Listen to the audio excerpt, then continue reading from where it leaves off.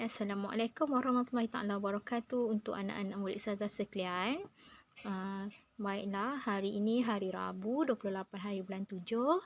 Hari pertama kita bertemu kembali dalam PDPR online. Okey, bersama dengan Ustazah Sazura, hari ini adalah pelajaran Sirah bagi UPKK anak-anak semua. Ingat Sirah UPKK. Okey, kita akan mulakan pelajaran kita dengan tajuk yang pertama, iaitu yang bertajuk Pelantikan Nabi Muhammad sebagai Rasul. Yang mana ada buku, kamu boleh tengok buku. Tetapi yang tiada buku, tak apa, Ustazah akan sertakan nota dalam video Ustazah ni ya. Okey, Ustazah harap kamu semua dah bersedia dengan buku yang kamu ada ya. Jika kamu tiada buku, kamu boleh lihat dalam video Ustazah. Okey. Tajuk kita tadi Ustazah kata tajuk kita. Okey, pelantikan Nabi Muhammad sebagai Rasul. Okey, Ustazah akan baca. Apabila Ustazah kata itu adalah isi penting, Ustazah harap kamu akan fokus pada isi penting tersebut ya. Kamu tanda pun boleh, pakai pensel ya. Pakai pensel pun boleh, pakai pen fluorescent pun boleh, yang color macam color magic tu kan. Apa nama? Pen fluorescent tu Ustazah pun lupa. Okey. Pelantikan Nabi Muhammad menjadi Rasul. Ketika usia 40 tahun, Nabi Muhammad mula beruzlah. Ingat ya, berapa tahun Nabi beruzlah? Ketika berusia 40 tahun. Ketika Nabi berusia 40 tahun ni Ustazah dah gariskan tu adalah isi penting. Nabi mula beruzlah. Apa maksud beruzlah? Beruzlah tu maksudnya adalah mengasingkan diri. Mengasingkan diri. Di mana Nabi mengasingkan diri pula? Nabi mengasingkan diri di Gua Hira. Ya, ingat. Nabi beruzlah iaitu mengasingkan diri di Gua Hira. Okey. Di mana terletaknya Gua Hira? Okey, Gua Hira ini terletak di Jabal Nur, sekitar 2 batu jaraknya daripada kota Mekah. Okey, itu adalah isi penting. Kat situ ada 3 isi penting dalam tu ya. Nabi beruzlah ketika usia 40 tahun. Nabi siapa? Nabi Muhammad. Apa maksud uzlah? Mengasingkan diri. Di mana Nabi beruzlah? Di Gua Hira. Terletak di mana Gua Hira? Terletak di Jabal Nur. Okey, faham ya semua? Okey, seterusnya tengok lagi yang perenggan kedua. Sehinggalah pada waktu malam 17 Ramadan bersama 610 Masihi tahun ketiga sebelum hijrah, ketika Nabi sedang beribadat, datanglah malaikat Jibril menyeru Iqra, iaitu bacalah. Akan tetapi Nabi Muhammad menjawab, ma ana biqara'i. Apa maksudnya? Aku tidak tahu membaca. Lalu malaikat Jibril memegang dan memeluk baginda sehingga lemas dan dilepaskan seraya berkata. Siapa yang berkata? Malaikat Jibril berkata, Iqra. Lagi sekali dia suruh baca. Akan tetapi Nabi masih menjawab, ma ana biqara'i. Saya tidak tahu membaca. Nabi menjawab lagi kan. Sehingga pelukan kali ketiga, malaikat Jibril mengajarkan Nabi Muhammad surah Al-Alaq ayat 1 hingga 5. Okey, di situ bermaksud wahyu turun kan. Wahyu turun pada 17 Ramadan. Itulah kali pertama wahyu turun pada 17 Ramadan. Malaikat Jibril yang datang kan kepada Nabi Muhammad, dia suruh Nabi Muhammad membaca, tapi Nabi Muhammad tidak tahu membaca. Dia peluk, malaikat peluk Nabi kuat-kuat sampai lemas. Bila dia lepaskan, dia suruh lagi Nabi Muhammad tu Iqra, baca lagi. Tapi Nabi tetap tidak boleh membaca. Jadi itulah malaikat Jibril pun mengajar Nabi membaca surah Al-Alaq. Inilah surah yang pertama Jibril beri kepada Nabi Muhammad. Surah Al-Alaq ayat 1 hingga 5. Apa dia surah Al-Alaq? Bismillahirrahmanirrahim. Iqra bismi rabbikal ladzi khalaq, khalaqal insana min 'alaq, iqra wa rabbukal akram, allazi 'allama bil qalam, 'allamal insana ma lam ya'lam. Itulah surah pertama Al-Alaq yang diturunkan kepada Nabi Muhammad. Okey, di situ maka turunlah wahyu pertama dan baginda dilantik menjadi Rasul. Isi penting ni ya. Okey, yang mana Ustazah gariskan tu, semua adalah isi penting ya. Isi penting kat situ kan. Okey. Nabi segera pulang ke rumah dalam ketakutan. Baginda meminta isterinya Khadijah. Siapa isteri Nabi ketika itu? Khadijah binti Khuwailid menyelimutkan dirinya. Lalu isteri Nabi tadi, Khadijah menyelimutkan diri Nabi. Jadi Khadijah ni terlalu takut. Bimbang dengan keadaan suaminya, Khadijah membawa Nabi bertemu sepupunya. Khadijah membawa Nabi ni bertemu dengan sepupu Khadijah, iaitu siapa sepupu Khadijah tadi? Waraqah bin Naufal yang merupakan seorang penganut agama Nasrani. Dan sepupu Khadijah tadi merasakan, dia dapat tahu bahawa itulah tanda-tanda kerasulannya. Siapa yang rasa tadi? Sepupu isteri Nabi tadi. Siapa nama sepupu isteri Nabi? Waraqah bin Naufal tadi. Dia dapat rasa yang itu adalah tanda-tanda kerasulan untuk Nabi Muhammad. Waraqah menyatakan ini ialah tanda-tanda kenabian yang juga pernah berlaku kepada Nabi Musa dan Nabi terdahulu sebelumnya. Okey. Ustazah harap kamu faham kat situ ada beberapa isi penting ya. Kamu kena ingat bila Nabi beruzlah pada umur dia 40 tahun. Beruzlah tu apa maksudnya? Mengasingkan diri. Di mana Nabi beruzlah? Di Gua Hira. Terletak di mana? Terletak di Jabal Nur. Okey. Pada malam 17 Ramadan bersamaan 600 Masihi, apa yang terjadi? Masa itulah Nabi menerima wahyu yang pertama. Siapa yang turun menyeru kepada Nabi Muhammad? Malaikat Jibril. Apa surah yang pertama yang Jibril suruh Nabi Muhammad pelajari? Surah Al-Alaq ayat 1 hingga 5. Okey, di situlah turunnya wahyu yang pertama. Di situ jugalah dilantiknya Nabi Muhammad menjadi rasul. Okey. Nah, Khadijah tadi dia dah risau dengan suaminya yang ketakutan. Dia bawa kepada siapa? Dia bawa berjumpa dengan sepupunya. Siapa nama sepupu isteri Nabi tersebut? Waraqah bin Naufal yang merupakan seorang penganut agama Nasrani. Dia dapat rasakan itu adalah tanda-tanda kerasulan untuk Nabi Muhammad. Okey, faham ya? Sampai situ saja untuk perlantikan Nabi Muhammad sebagai Rasul. Kemudian kita masuk pula tajuk yang seterusnya. Ini masih berkaitan lagi ya dengan kerasulan Nabi, iaitu dakwah secara sulit. Apabila Nabi dah dapat perlantikan sebagai Rasul, dia mula berdakwah. Dia berdakwah secara sulit. Sebab apa dia berdakwah secara sulit? Sebab dia tak nak kaum-kaum lain merusuh, kan? Jadi dia berdakwah dulu secara sulit untuk menarik beberapa orang memasuki Islam. Okey. Setelah turun wahyu kedua, surah Al-Muddathir. Okey, tadi wahyu yang pertama surah Al-Alaq. Sekarang wahyu yang kedua surah Al-Muddathir ayat 1 hingga 7, iaitu Bismillahirrahmanirrahim. Ya ayyuhal muddathir kum fa'anzir wa rabbuka fakabbir wa siyabaka fatahhir warrujna fahjur wala tamnun tastaksir walirabbika fasbir. Itu dia surah Al-Muddathir ayat 1 hingga 7. Ingat ya, wahyu kedua adalah surah Muddathir. Okey, di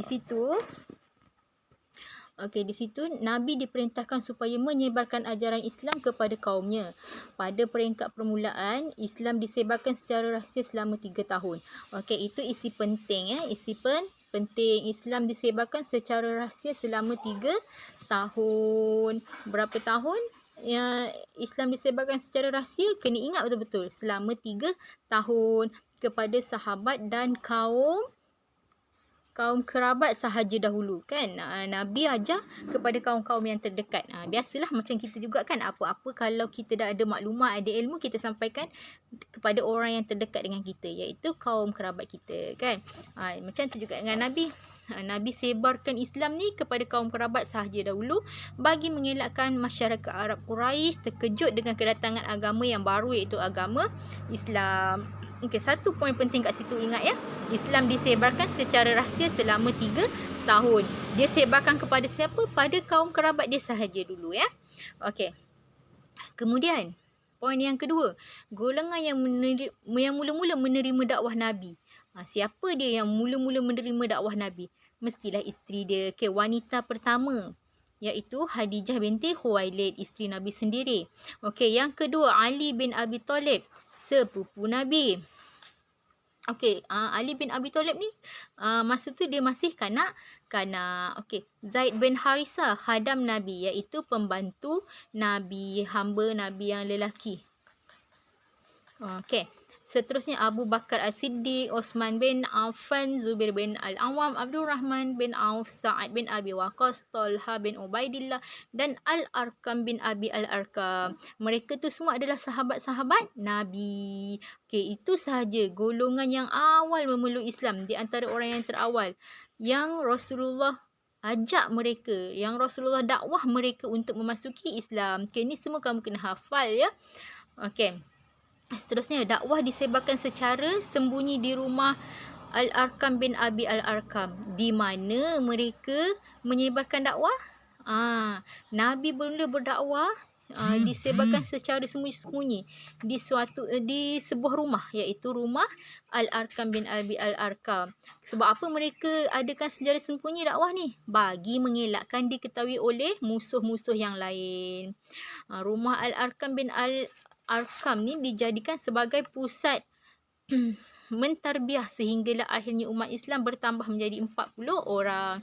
Okey, daripada seorang ke seorang ke seorang, lama-lama yang memeluk Islam walaupun Nabi berdakwah secara rahsia bertambah, semakin bertambah jadi 40 orang. Okey, saya harap kamu boleh ingat ya.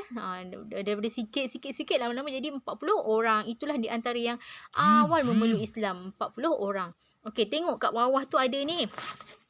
Ada peta minda ni, ada kan golongan awal yang memeluk Islam.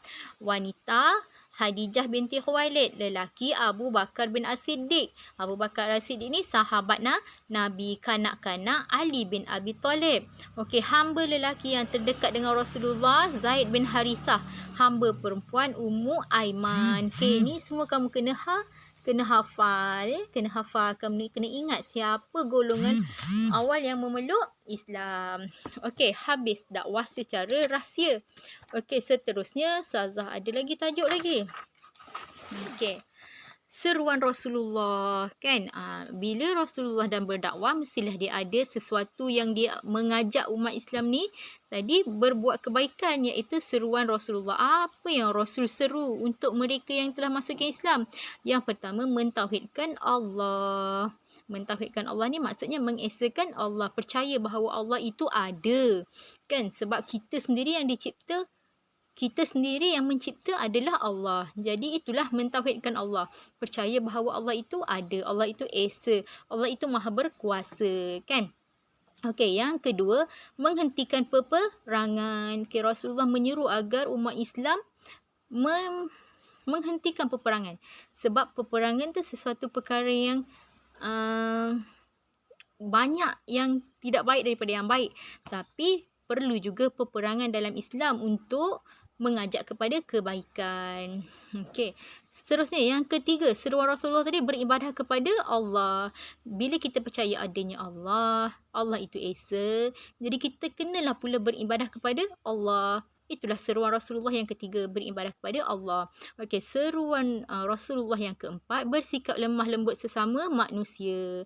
Berakhlak mulia kan sikap lemah lembut tu. Jadi Allah sendiri menggesa supaya umat Islam ni berakhlak mulia, beradab yang seeloknya kan.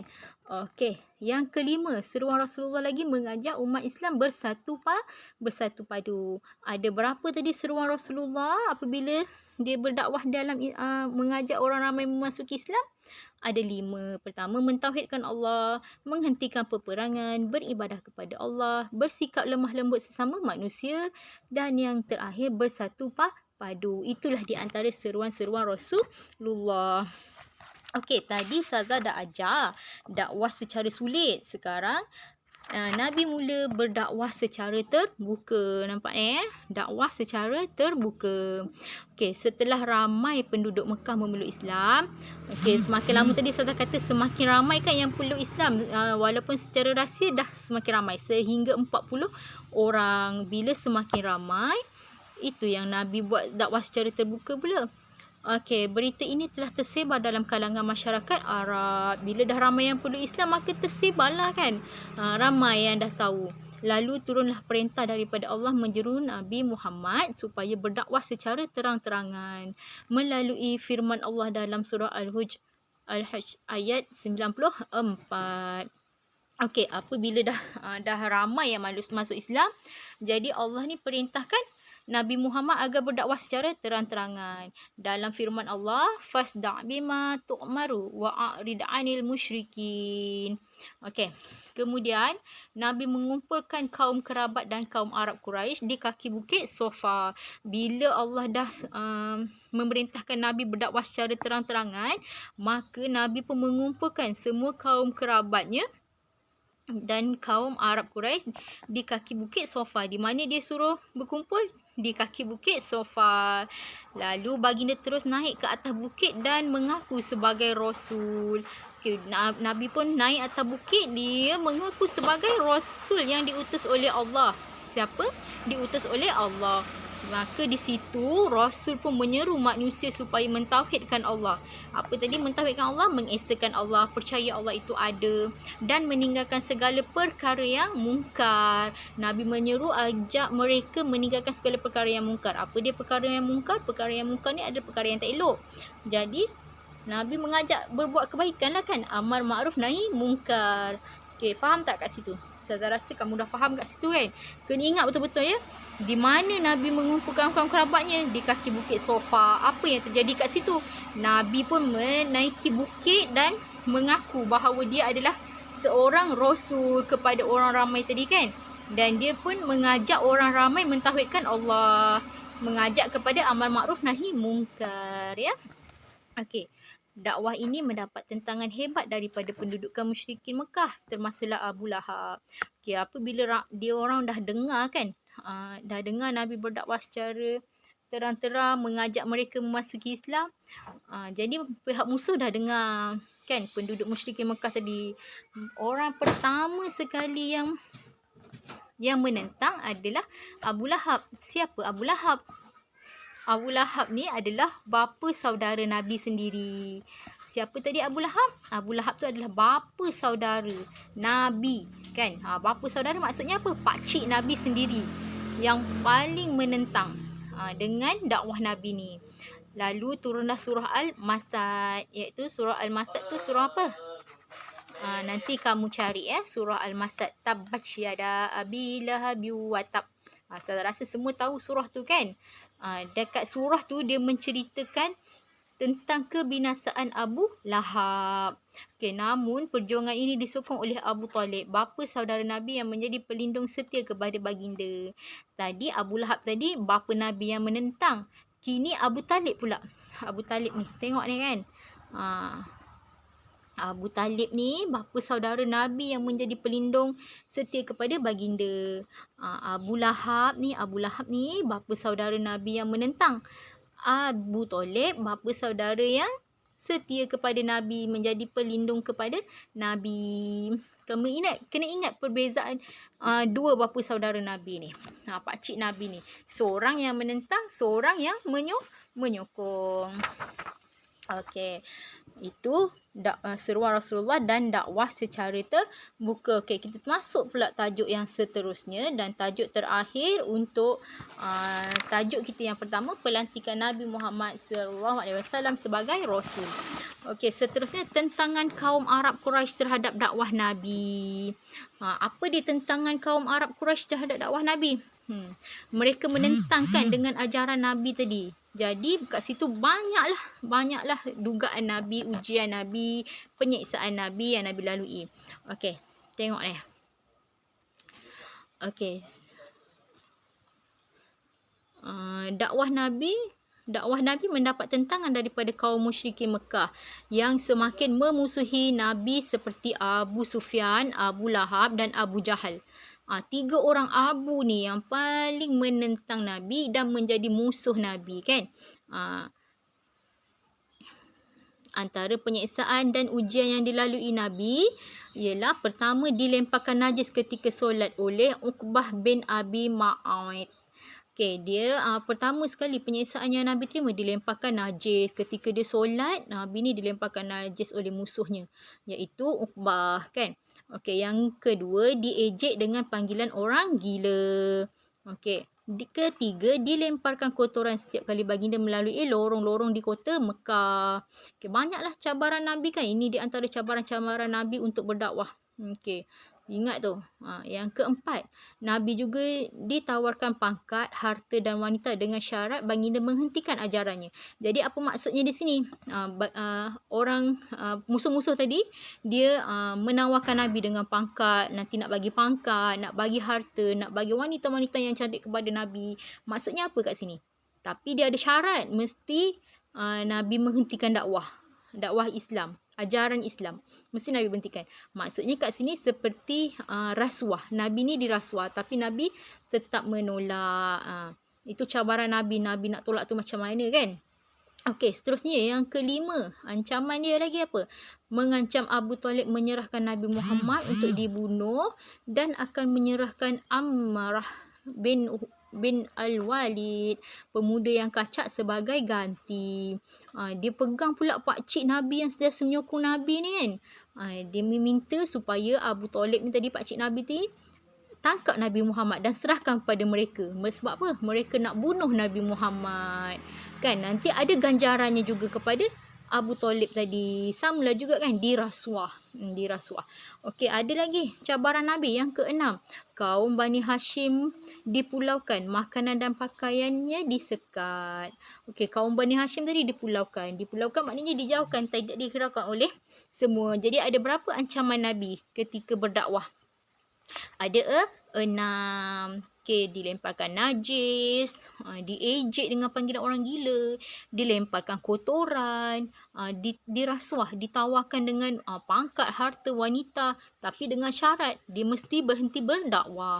Okey, yang kelima tadi dia gunakan pula pakcik Nabi kan, Abu Talib, supaya tangkap Nabi Muhammad tadi, serah kepada mereka untuk mereka bunuh. Tapi ada ganjaran untuk Abu Talib. Itu cabaran menggunakan orang lain. Dah guna Nabi Muhammad tak berkesan, dia guna pula pakcik Nabi. Okey, yang keenam tu dia guna pula kaum-kaum yang telah mengikut ajaran Nabi kan. Kaum Bani Hashim tadi dipulaukan pula. Okey, jahat kan orang-orang yang menentang Nabi. Itu dugaan-dugaan Nabi. Okey, kita pun ada dugaan kan. Kita dugaan sikit dah melenting-lenting kan. Ini Nabi, tengok dugaan dia macam-macam. Ini baru 6. Bermacam-macam lagi dugaan Nabi yang Nabi hadapi. Okey, seterusnya orang-orang Islam juga diseksa seperti Bilal bin Rabah. Tak cukup dengan Nabi, dia seksa pula orang-orang yang mengikuti ajaran Nabi Muhammad sallallahu alaihi wasallam.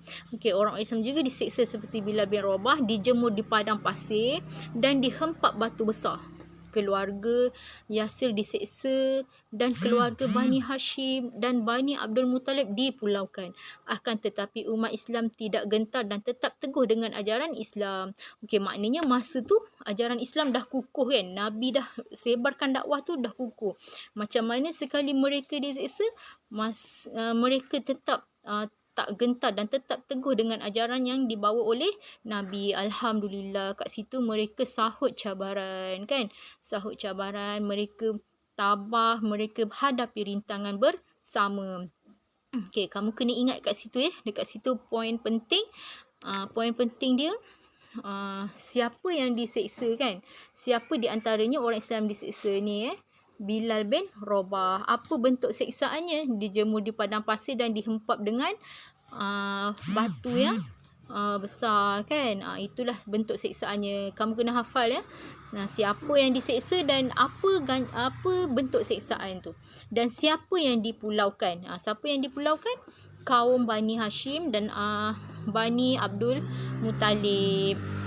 Okey, ada info yang penting di sini. Ni, Umar bin Al-Khattab ialah orang yang ke-40 memeluk Islam. Mungkin dalam soalan dia akan tanya, siapakah orang yang ke-40 memeluk Islam? Okey, itu pelajaran pertama untuk Sirah UP KK. Saya harap kamu semua faham dan kamu boleh ulang kaji semula dan kamu baca semula, ingat balik fakta-fakta apa yang Ustazah suruh fokus, dan nanti di akhir pembelajaran kita Ustazah ada sediakan soalan. Ustazah minta kamu jawab soalan tersebut. Kamu salin semula soalan dan tulis di dalam buku, tulis sirah buku tulis sirah darjah 6 tu sahaja. Okey, kalau tak faham boleh tanya Ustazah. Ustazah akan cuba menjawab. Okey, kamu boleh rujuk buku atau kalau tak ada buku kamu boleh rujuk semula video Ustazah ni. Ada nota Ustazah bagi ni, kamu boleh rujuk di sini. Ya. Sekian sahaja pertemuan kita pada hari ini. InsyaAllah kita akan bertemu semula pada minggu hadapan dengan pelajaran yang kedua. Okey, dah siap kerja yang Ustazah berikan, boleh PM Ustazah Sekian. Assalamualaikum warahmatullahi taala wabarakatuh. Jumpa lagi. Belajar kerana Allah.